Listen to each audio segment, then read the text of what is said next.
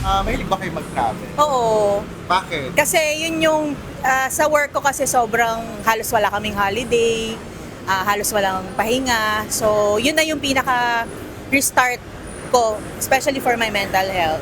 Muling nabuhayan ng local at international traveler na si Chochay Magno nang mabalitaan niyang bumaba na ang pamasahe sa eroplano. Ito ay matapos mapigilan siya sa pagbiyahe sa mga tourist destination noong nakaraang buwan dahil sa pagbulusok ng fuel surcharge. Aniya, ngayon pa lang ay nagsisimula na ulit siyang mag-book ng travel plans niya para sa mga susunod na linggo.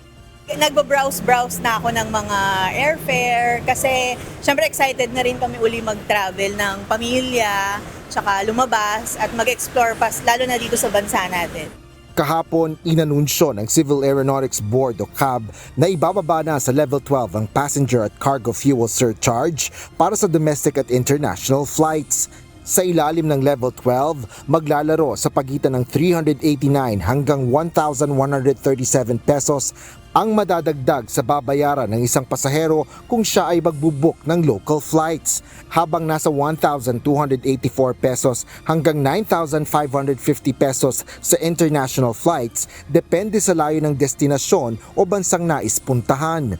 Batay sa abiso ng CAB, magiging epektibo ang pagbabago na ito simula sa June 16 hanggang June 30, 2026 na inaasahang magpapababa ng pamasahe sa eroplano. Sa kasalukuyan, nasa level 13 ang fuel surcharge na ipinatutupad sa unang bahagi ng buwan ng Hunyo mula sa record high na level 18 noong buwan ng Mayo. Paliwanag naman ng Civil Aviation Authority of the Philippines o CAAP, nagpapahiwatig ang pinakabagong fuel surcharge issuance ng pagbababa ng pamasahe sa eroplano.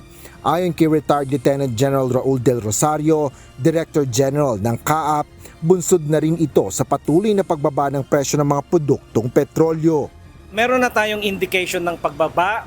Kino-compute ng Civil Aeronautics Board every 2 weeks kung ano yung magiging surcharge. So inaasahan natin ang downtrend so far na pagbaba ng jet fuel at karampatang pagbaba rin ng presyo ng airfare. Tiniyak naman ng Civil Aeronautics Board na patuloy nilang binabantayan ang galaw ng presyo ng langis na nagsisilbing batayan sa pagtatakda ng mga antas ng fuel surcharge. Asher Cadapan Jr., UNTV News and Rescue. Diyos ang aming sandigan, serbisyo publiko ang aming pinahahalagahan.